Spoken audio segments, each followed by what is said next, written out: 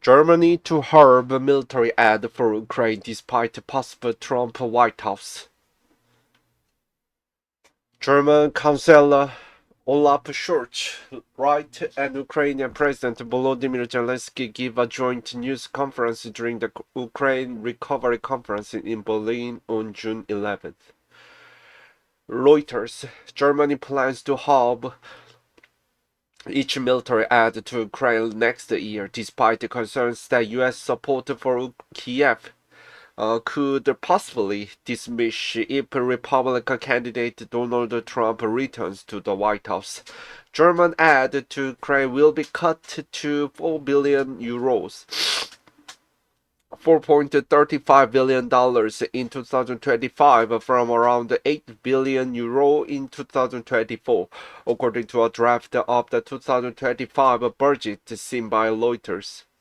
Germany hopes the Ukraine will be able to meet the bulk of its military needs with the $50 billion in loans from the proceeds of frozen Russian assets approved by a Group of Seven, and that fund earmarked for armament will not be fully used.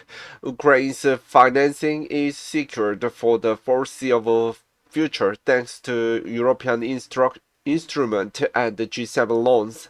German Finance Minister Christian Lindner said on Wednesday at the news conference, Washington pushes to the front load the loans give Ukraine a big lump sum now. Officials say EU leaders agreed to the idea in part because it reduced the chance of Ukraine being short of funds if Trump returned to the White House.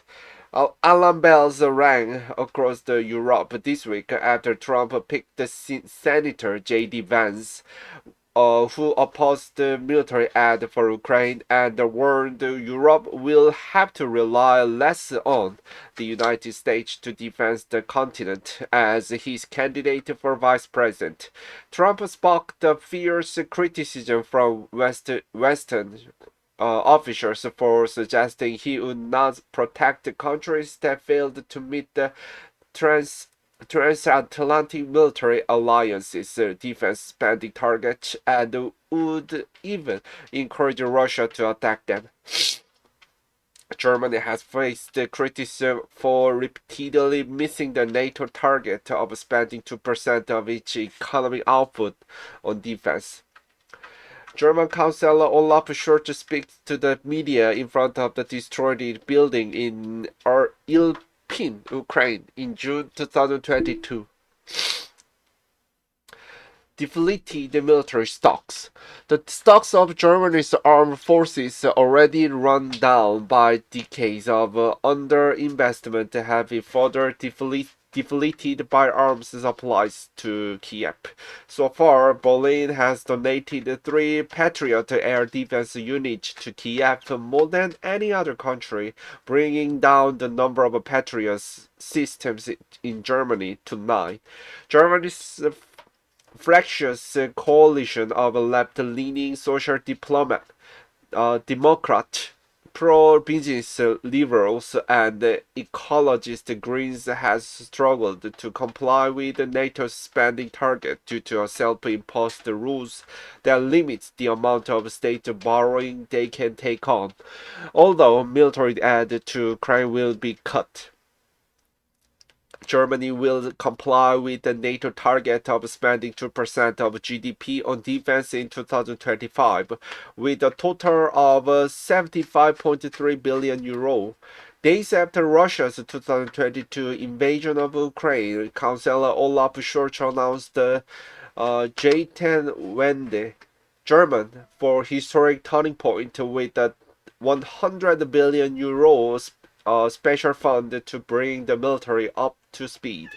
From this special fund, there will be 22.0 billion euro more for defense, plus 53.3 billion euro in the regular budget, still less than that sought by Defense Minister Boris Pistorius.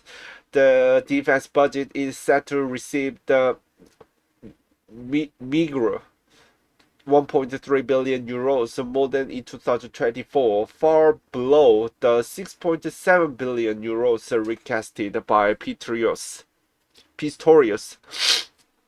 George and Zelensky paused after signing a bilateral agreement on security commitment and long-term support at the Chancellery in Berlin on February 16.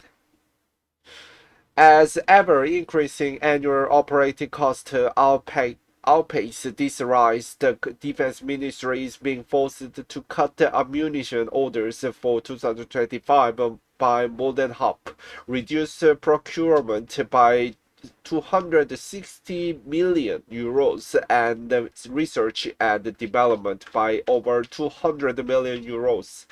The budget for 2025 comes with the midterm financial planning until 2028, the year when the Armed Forces Special Fund to meet NATO's minimum spending goals is due to run out, and 80 billion will be needed for defense, as noted in the financial plan. In 2028, there is a gap of 39 billion euros in the regular budget, of which 28 billion euros are needed to comply with the NATO target without the special fund, sources from the financial ministry said. Decisions on how the hole will be plugged are not likely to be taken until after the 2025 election. The 80 billion euros that have been put on display on 2028 simply do not exist, said Ingo Gaedechans, member of the Parliament Budget Committee from the Conservative Opposition Party CDU. The coalition is not even trying to cover this up, but on opening of the meeting,